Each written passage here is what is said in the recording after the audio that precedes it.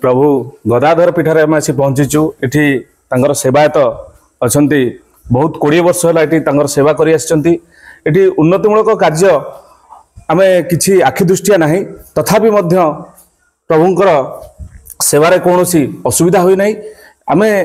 आज पचारि बुझू जे से एठी केते वर्ष ला कले प्रभु महात्म्य विषय कहे ना आपण को संडे मस्ती टीम स्वागत आपण केते वर्ष होला एठी सेवायत अछंती भाई 24 वर्ष 24 वर्ष होला आपण को किछि अलौकिक शक्ति प्रभुंकर देखिचंती कि महापुरुषंकर अब 2008 9 लो बन्या हितला मो थेली दोतला पे हम सोइजु छि राती 2 3 टाइम ए मंडप हाते बुझी गलानी मंडप ऊपर आंचे ऊपर पानी होउछि मो ठाको जाउ तो माटी ठाको धोई जाई जीव कोन करियो मो एती ये कोजी लस्ट निद लागी आइ छोट पिला बोलिया ये कि कमांडरू धरचंती धरचंती कोन व्यस्त हो मो आउछि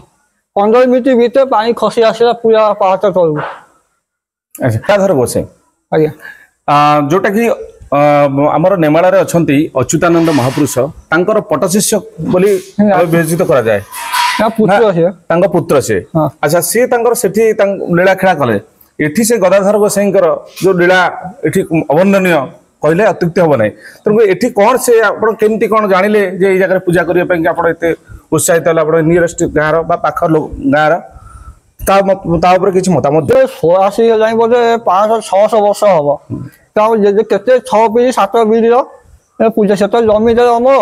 आ ठाकुर होटल आसी जमी बाई जाय कि पूजारी ये करथिलो 600 वर्ष तळु अच्छा अच्छा एठी आउ कोन उन्नतिमूलक कार्य हबो ता पर सरकार को आपण कोन कहबे मैं रास्ता घाट नहीं बनिया बनिया जे बुझबा जाउ पूजा करे बहुत अकलिया होउची यदि किछि रास्ता घाट कर देले सुविधा हेबो धन्यवाद अच्छा आम पचारि बुझा भक्त ये पाखरे रहती सबुदिन भी दर्शन करती प्रभुंर आशीर्वाद नियंती तांकर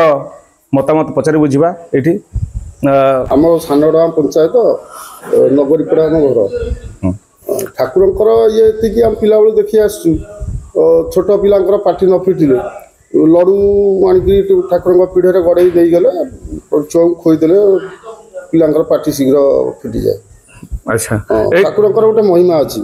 ये जिनटा बेस ठाकुर अशेष अशेष महिमा ये छोट बड़ू बापा मो पुओ तो हूँ कल नहीं जाए पुओ गोटे से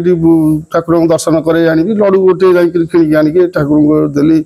महंत को से गड़े दे खोब कह जाए जे भक्तर भगवान सब कि भक्त वत्सल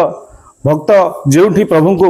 डाके से प्रभु देखा दियंती आज से भली पीठर आम पहुँचे गदाधर गोसाई पीठ आपण मैंने समस्ते आसतु ये जगार भक्तिपूर्ण श्रद्धांजलि अर्पण करी निजर मनस्कामना पूर्ण करंतु। जय जगन्नाथ। संडे मस्ती।